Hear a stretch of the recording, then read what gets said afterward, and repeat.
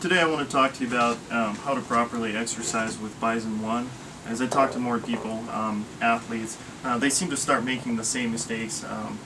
They're very easy to fix, so I'm going to show you how to get the best out of your Bison-1 if you already got it, or what to watch out for when you just start exercising with Bison-1, just so you can get the best out of the exerciser.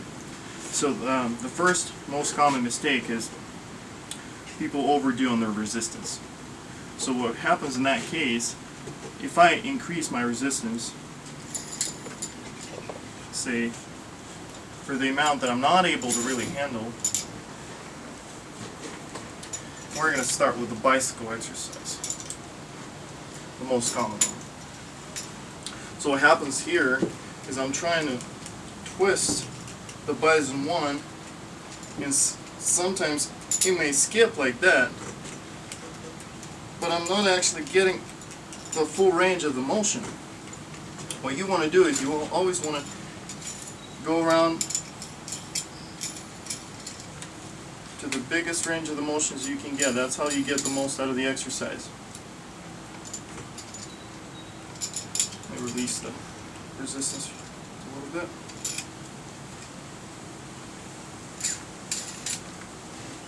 Okay, so in this case, so you can see I'm going around the full range.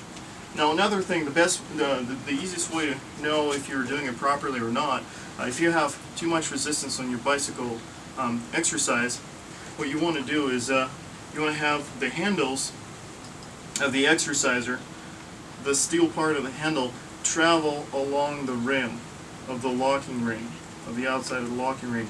As long as it travels during the exercise along that rim, you're good. As long as you don't hear snaps like this during your bicycle exercise, you're good. That means you're not skipping, you're going all the way around. Also, during the bicycle exercise, make sure to keep your handles parallel to each other. So, when you start doing the exercise, make sure they're not only parallel to the floor, they're also parallel to each other. Now, same thing applies to the steering part, or to the brace, as we call it. Handles must be parallel to each other, and the handles, the steel rod of the handle must travel along the rim of the lock ring. So that way you get the full range of the circular motion. Another most common mistake that I see is with the push-out exercises. Now the biggest problem with these is people again, athletes again, try to put too much load on the exerciser. That results in only partial range of motion. In strength training, especially in functional strength training, the most important thing is quality, not quantity.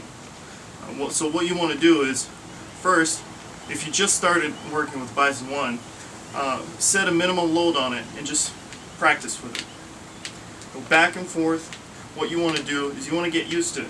You want to get used to the full range of motion. It is exactly that last push right here that makes the biggest difference.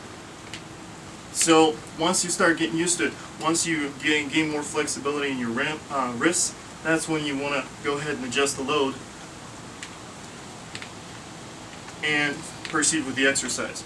Now, if your wrists aren't flexible enough, what you want to do is you want to bend your elbows a little bit into the inside and do the same exercise.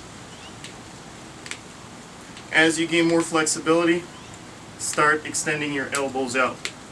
And you want to finish up with the straight elbows, just like that. Now, watch the videos carefully. The videos that I have online, watch the exercises and watch how I perform them, and try to get them as close as I do them on the videos. Watch out for common mistakes of pulling the exerciser out, especially behind the back, with the vertical push down and up.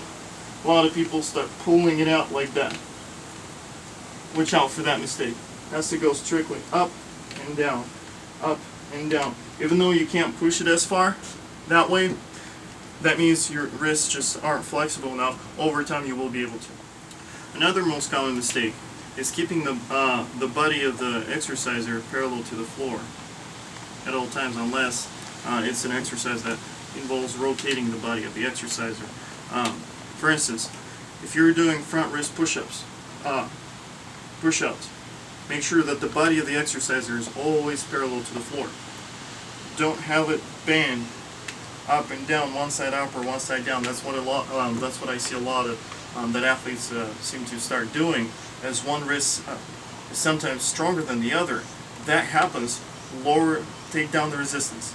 Lower it down a little bit until you are able to do it properly with the body parallel to the floor. Same thing with breaking horns. You go up and down. Now one wrist may also be stronger than the other. So you may run into this, where you're able to push it up with one wrist, but the left one is not giving up. Again, take the resistance down a little bit until you're able to do both wrists at the same time and start climbing up in resistance gradually. As you gain flexibility in your wrist, you'll be able to gain a wider range of motion in any exercise with Bison-1. Start with stretching exercises. Do one day intense training, the other stretching. Alternate them at first. Once you stretch out your wrists to the point where you can actually do the full range of the motion, you can drop the flexibility exercises and focus strictly on strength or endurance training.